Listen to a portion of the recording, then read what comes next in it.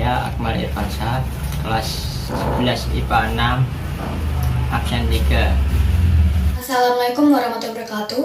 Perkenalkan, nama saya Alfiana Febrianto, nomor absen 4 dari kelas 11 IPA 6. Perkenalkan, nama saya Areta Diandra, nomor absen 8 dari kelas 11 MIPA 6. Perkenalkan, nama saya Jason Auriko dari 11 MIPA 6, nomor absen 18.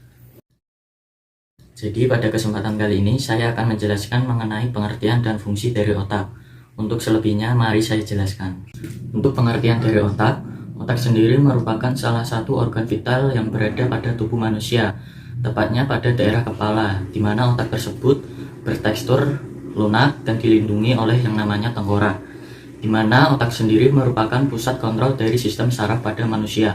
Jadi otak sendiri akan mengatur segala bentuk tindakan yang dilakukan oleh seluruh tubuh kita, seperti berjalan, makan, minum, melihat, ataupun yang lainnya. Dan di dalam otak tersendiri itu terdapat dua sel yang dinamakan sel glia dan neuron. Sel glia berfungsi untuk melindungi sel neuron, sedangkan sel neuron berfungsi untuk menghantarkan informasi dari tubuh lainnya menuju ke otak. Dan untuk volumenya, otak sendiri memiliki volume sekitar 1350 cm3. Fungsi dari otak yaitu yang pertama sebagai sistem pusat saraf. Jadi semua saraf yang berada di tubuh kita akan berpusat ke otak. Yang kedua itu sebagai sistem pengendali organ tubuh. Misalnya kalau kita berjalan, maka otak kita akan menyuruh saraf ke bagian kaki untuk melakukan pergerakan sehingga kaki kita bisa bergerak dan berjalan. Yang ketiga berfungsi untuk sistem pengendali kelima saraf indera pada tubuh kita. Misalnya pada mata, telinga, hidung, lidah, dan kulit. Di sini saya akan menerangkan tentang otak besar. Otak besar disebut juga dengan cerebrum. Cerebrum atau otak besar yaitu struktur otak yang paling besar. Otak besar memiliki fungsi utama yaitu sebagai pusat kesadaran dan juga pusat memori. Otak besar dibedakan menjadi dua, yaitu otak kanan dan juga otak kiri, atau juga biasa disebut dengan hemisfer kanan dan juga hemisfer kiri. Keduanya dipisahkan oleh struktur yang disebut visura interhemisfer. Otak kanan berfungsi mengontrol pergerakan sisi kiri tubuh, sedangkan otak kiri mengontrol pergerakan di sisi kanan tubuh. Di permukaan luar cerebrum disebut korteks cerebrum. Disinilah area di mana sistem saraf membentuk koneksi yang disebut sinaps. Sinaps merupakan sistem saraf yang berperan mengendalikan aktivitas di otak. Sedangkan di bagian dalam cerebrum terdapat sel-sel berselubung atau myelin yang berperan dalam mengirimkan informasi antara otak dan saraf tulang belakang. Otak besar dibagi menjadi 4 bagian berdasarkan lobusnya, yaitu lobus frontalis, lobus temporalis, lobus parietalis, dan juga lobus occipitalis.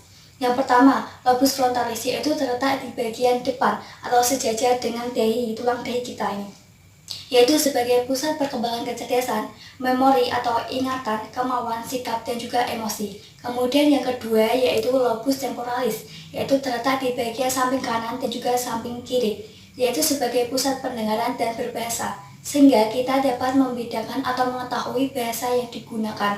Kemudian yang ketiga yaitu lobus parietalis, atau yaitu terletak di bagian tengah, yaitu terletak di sejajar tulang bun kita, yaitu sebagai pusat atau proses sensorik seperti kerja kulit dan otot terhadap suhu, tekanan, udara, rabaan, atau sentuhan. Kemudian yang keempat yaitu lobus occipitalis, terletak di bagian belakang, yaitu sebagai pusat penglihatan atau visual manusia, sehingga kita dapat membedakan segala hal yang telah dilihat oleh mata.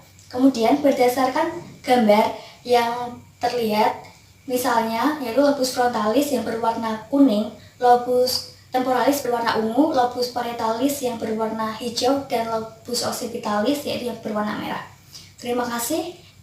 Saya akan menjelaskan tentang otak tengah. Otak tengah merupakan pusat keseimbangan otak depan dan otak belakang.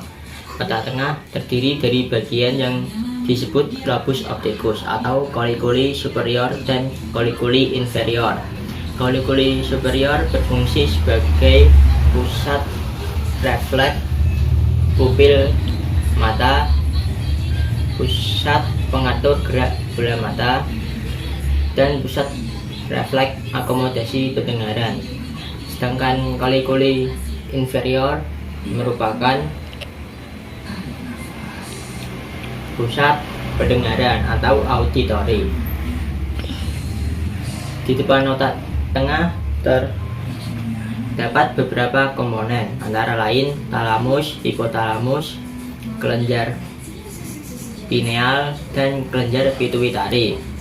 Talamus merupakan pusat pengatur sensoris, dan di bawah talamus terdapat hipotalamus yang memiliki fungsi mengontrol sejumlah fungsi otonom seperti pusat pengatur suhu, selera makan, dan keseimbangan cairan tubuh.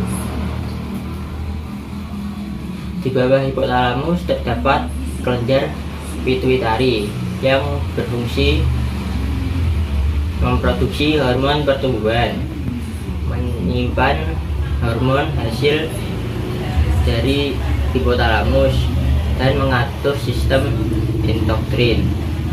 Di belakang talamus terdapat kelenjar pineal yang memiliki fungsi memproduksi hormon metalin. Hormon metalin merupakan hormon yang berfungsi mengatur kantuk dan tidur secara alami.